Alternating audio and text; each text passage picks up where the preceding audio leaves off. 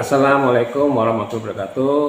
Aplikasi bahan kimia menjadi salah satu bagian penting dalam budidaya udang, mulai dari persiapan tambak, persiapan air, sampai kegiatan budidaya udang berjalan. Tidak jarang aplikasi bahan kimia ini menjadi solusi dalam menghadapi permasalahan yang muncul ketika proses budidaya udang itu berjalan. Banyak faktor yang menentukan keberhasilan dalam aplikasi bahan kimia ini seperti persiapan bahan, kemudian metode, konsentrasi, maupun jenisnya. Nah, kali ini saya akan membahas tentang aplikasi bahan kimia dalam budidaya udang yang meliputi faktor-faktor yang mempengaruhi aplikasi bahan kimia, konsentrasinya, jenisnya, maupun metode aplikasinya yang akan terbagi dalam 2 sesi pembahasan. Berikut ini adalah pembahasan sesi pertama aplikasi bahan kimia dalam budidaya udang. Selamat menyimak. Sesi pertama dari pembahasan aplikasi bahan kimia dalam budidaya udang ini terdapat 2 sub pokok bahasan. Yang pertama, hal-hal yang perlu diperhatikan dalam aplikasi bahan kimia dalam budidaya udang. Yang kedua, pembahasan tentang penghitungan kebutuhan bahan kimia dalam budidaya udang.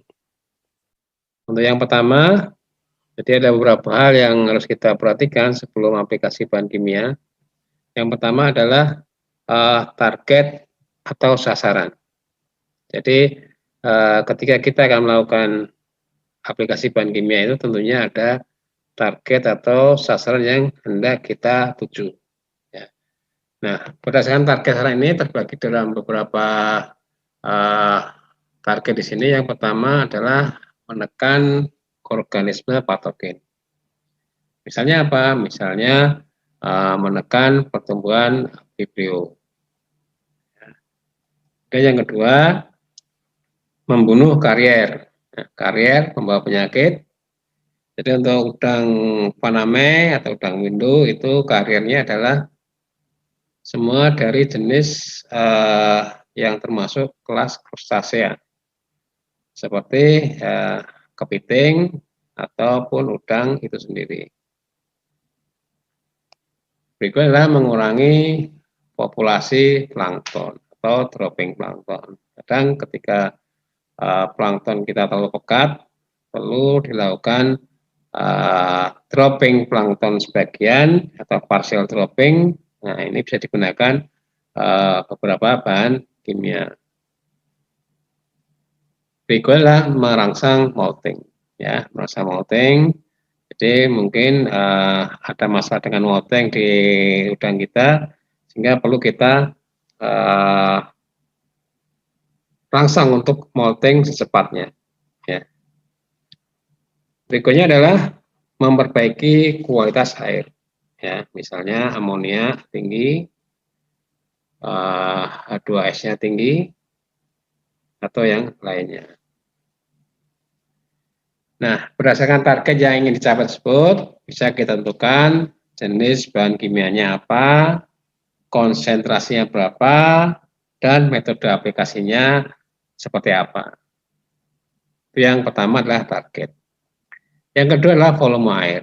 Nah, volume air ini penting ya, karena nanti akan menentukan berapa banyak bahan kimia yang harus diaplikasikan ke tambak. Nah, ini kita harus bisa menghitung berapa volume air yang ada di tambak kita. Jadi secara sederhana bisa kita hitung dengan sama seperti ini. Volume sama dengan panjang tambak kali lebar tambak dikali dengan tinggi air. Nanti akan ketemu volume. Ini harus kita ketahui dulu sebelum kita aplikasi bahan kimia. Yang ketiga adalah jenis bahan kimia. Ya, bahan kimianya apa jenisnya? Ya, ini ada beberapa bahan kimia yang sering digunakan dalam budidaya udang. Misalnya adalah pupuk, ya, pupuk anorganik, ya, urea atau TSP atau yang lainnya. Kemudian kapur, ada dolomit, ada kaptan, ya, atau yang lainnya juga banyak. Saponin, kupri sulfat, ya, KMN O4 atau potasium permanganat, sodium bikarbonat, NaHCO3, dan juga peroksida. Yang keempat adalah sifat dari bahan kimia. Jadi kita harus tahu sifat bahan kimia yang akan kita aplikasikan ke tambak kita itu harus kita tahu secara detail, ya. Pertama, kelarutan dalam air. Nah, kemudian reaksi dalam air itu seperti apa? Berikutnya adalah kontraindikasinya. Ketika kita melakukan aplikasi bahan kimia tersebut, apa kira-kira yang bisa menyebabkan efek samping bagi udang yang kita pelihara. Kemudian faktor penghambatnya itu apa? Ya, misalnya bahan organiknya tinggi, ini bisa menghambat efektivitas dari bahan kimia yang kita aplikasikan. Terus juga faktor pendukungnya apa? Ya, misalnya sinar matahari akan mempercepat proses aplikasi pupuk, ya, untuk meningkatkan kepadatan fitoplankton. Kemudian yang kelima adalah bahan aktif. Ini juga penting kita ketahui karena setiap bahan kimia itu memiliki bahan aktif masing-masing. Ya, jenis dan kandungan bahan aktif yang terdapat pada bahan kimia yang akan kita aplikasikan harus diketahui dengan pasti. Ya, contohnya misalnya kaporit yang sering kita gunakan untuk sterilisasi itu mengandung bahan aktifnya adalah klorin dan kandungannya biasanya 60%. Meskipun ada yang lebih tinggi lagi. Kemudian formalin, ya, itu bahan aktifnya formaldehid, itu kandungannya sekitar 37%. Karena nanti dalam aplikasinya kandungan bahan aktif ini akan menentukan berapa banyaknya bahan aktif tersebut untuk diaplikasikan ke tambak. Kemudian yang keenam adalah konsentrasi, ya, konsentrasinya. Konsentrasi yang dibutuhkan harus ditentukan dan diperhitungkan dengan tepat. Ya, contohnya misalnya kaporit itu konsentrasinya biasanya sekitar 30 sampai 40 mg per liter. Kupri sulfat ya, biasanya 2 mg per liter. Atau kita perlakuan saponin itu biasanya sekitar 10 sampai 15 mg per liter. Itu harus kita ketahui dengan tepat, ya. Dan juga harus kita ketahui juga, harus kita pahami juga tentang safety levelnya, batas amannya bagi udang itu berapa.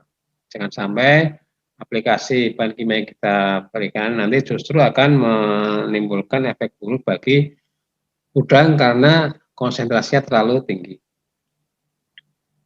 Yang ketujuh adalah metode aplikasi. Ini juga harus penting karena masing-masing bahan kimia itu memiliki metode aplikasi yang berbeda-beda, ya. Dan kita harus pilih yang paling efektif yang mana, dan juga tentukan berdasarkan target, sifat bahan kimia, peralatan, dan juga tenaga pelaksana. Ini juga harus diperhatikan. Kemudian yang ke-8 adalah kondisi udang. Ya, kondisi udang ini harus kita tahu dengan pasti, ya, umurnya berapa udang, kemudian kepadatan udang berapa, dan juga tentunya adalah molting, ya. Ketika molting, apa yang harus kita lakukan dengan bahan kimia yang kita punyai, ya, yang cocok untuk udang molting itu apa. Berikutnya adalah kondisi tambak. Nah, ini kondisi tambak ini penting, ya, karena nanti mempengaruhi efektivitas dari bahan kimia yang kita aplikasikan. Contohnya misalnya kalau bahan organiknya terlalu tinggi, ini nanti akan mengganggu kinerja dari bahan kimia yang kita masukkan ke dalam tambak. Nah, ini juga disarankan untuk melakukan sipon atau melakukan ganti air supaya tadi efektivitas bahan kimia itu lebih baik. Kemudian yang ke-10 adalah kondisi cuaca. Nah, kondisi cuaca ini ya juga harus kita perhatikan juga, ya. Misalnya untuk pemupukan, ya, itu membutuhkan cuaca yang cerah supaya fitoplankton bisa memanfaatkan secara langsung bahan kimia yang atau pupuk yang kita masukkan ke dalam tambak. Berikutnya tindakan antisipasi, ya. Tindakan antisipasi ini untuk contingency plan ya. Jadi kalau misalnya ada kemungkinan terburuk, kita harus sudah siap-siap dengan tindakan antisipasinya, ya. Jadi menghindari hal-hal yang tidak diinginkan setelah aplikasi bahan kimia. Kemudian juga perlu juga kita menyediakan air yang cukup, ya, banyak dalam tandon air. Nah, berikutnya akan saya sedikit bahas tentang penyimpanan bahan kimia. Ini yang sering kadang dilupakan oleh petambak. Jadi menyimpan bahan kimia itu sembarangan. Jadi perlu kita tahu agar penyimpanan bahan kimia itu tidak mempengaruhi efektivitas dari bahan kimia yang kita miliki. Ya, satu, simpan di tempat yang terlindung dari sinar matahari langsung, ya, yang terlindung. Kita masukkan dalam gudang. Ya. Dua, tempatkan di dalam kontainer atau gudang yang tertutup. Ya. Berikutnya, jangan disimpan di tempat yang memiliki kelembapan tinggi. Yang keempat, ya, jika kita menggunakan, ya, gunakan pakaian pelindung jika bekerja dengan bahan-bahan kimia, misalnya kaos tangan, masker, atau sepatu boot. Itu yang perlu kita lakukan. Jika terkena bahan kulit, jika terkena pada kulit, segera disiram dengan air yang banyak. Ya. Nah, misalnya terjadi terkena mata, misalnya, ya, itu harus sebanyak dibasuh dengan air dengan jumlah banyak. Dan jika parah gitu, harus sebanyak bawa ke dokter terdekat. Nah, itu tadi hal-hal yang berkaitan dengan bahan kimia, ya. Kemudian berikutnya juga perlu kita perhatikan adalah beberapa hal yang perlu diperhatikan setelah kita aplikasi bahan kimia tadi. Jadi setelah kita aplikasi bahan kimia, jangan dibiarkan, artinya kita harus pantau terus perkembangan tambak atau udang kita. Ya. Yang pertama, seberapa jauh pencapaian target dari aplikasi bahan kimia yang kita lakukan itu harus kita amati. Ya. Kemudian kedua, jika belum sesuai, bisa dilakukan penambahan konsentrasi atau dicoba dengan metode yang lain. Ya. Yang ketiga, perhatikan juga kontraindikasi yang terjadi. Apakah masih bisa ditolerir atau tidak? Jika tidak, segera diambil tindakan pengamanan. Nah, ini juga perlu kita perhatikan, ya. Jadi ketika kita melakukan bahan kimia, ternyata muncul efek samping kurang bagus, ya kita harus siap-siap dengan tindakan antisipasi tadi. Nah, sedikit saya akan membahas tentang salinitas, karena udang Panama ini termasuk dalam organisme atau spesies Euryalin, di mana dia itu bisa hidup pada rentang salinitas yang luas. Ya. Beberapa literatur menunjukkan bahwa Panama ini bisa hidup pada salinitas 0,5 ppt sampai di atas 30, ya, 35 atau 40. Jadi bisa luas, ya, berbeda dengan udang windu. Kalau udang Panama ini bisa dipelihara pada salinitas rendah. Ya. Salinitas ditentukan oleh tentunya percampuran air tawar dan air asin. Ya. Di dekat muara, nanti salinitasnya akan cenderung rendah.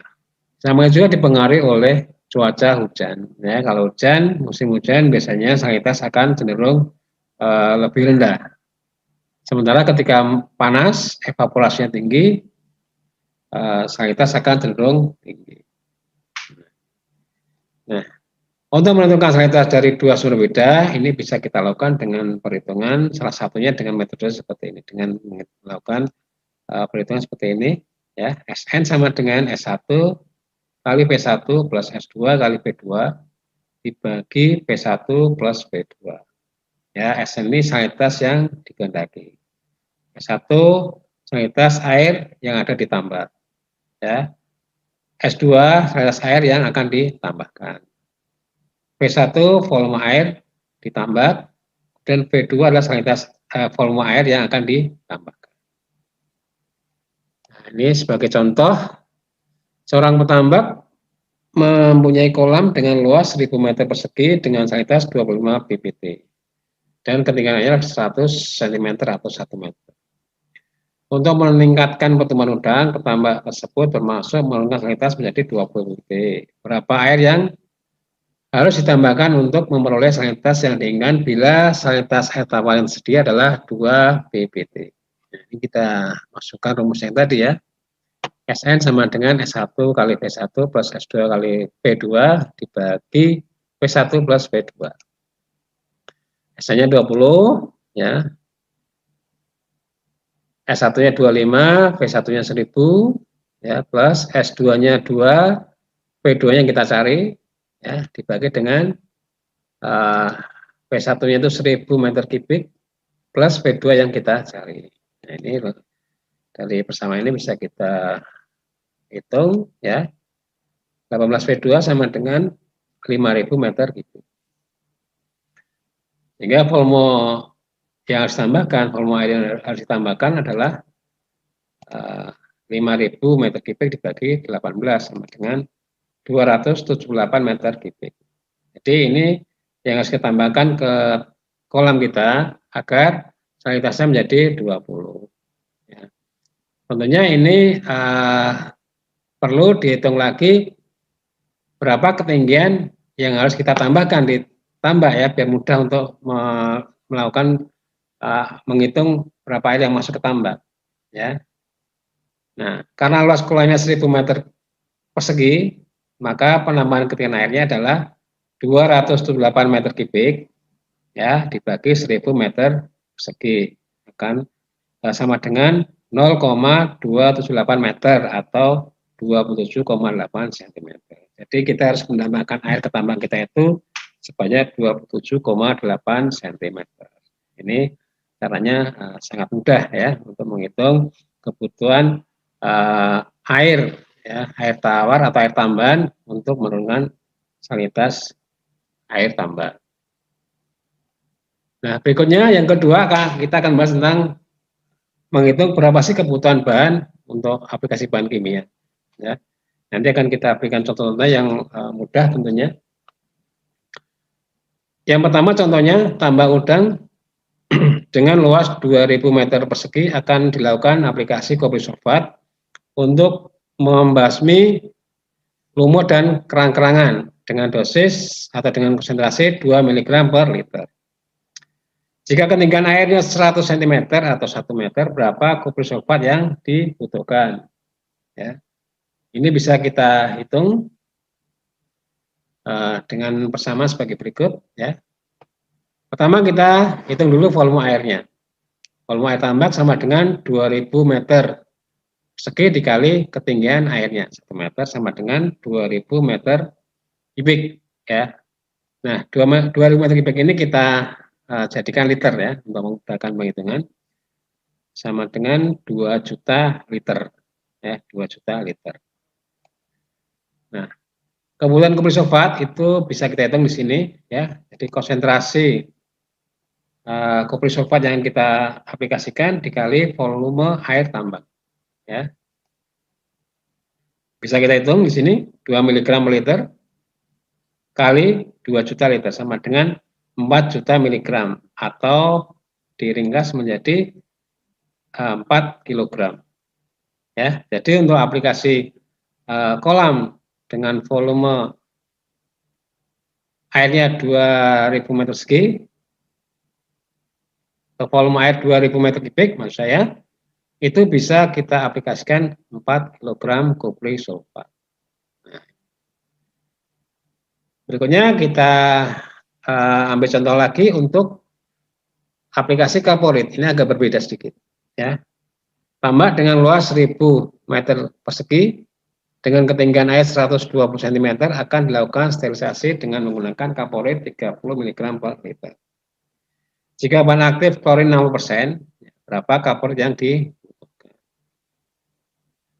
Kita hitung di sini seperti biasa, kita pertama hitung dulu volume air tambak ya.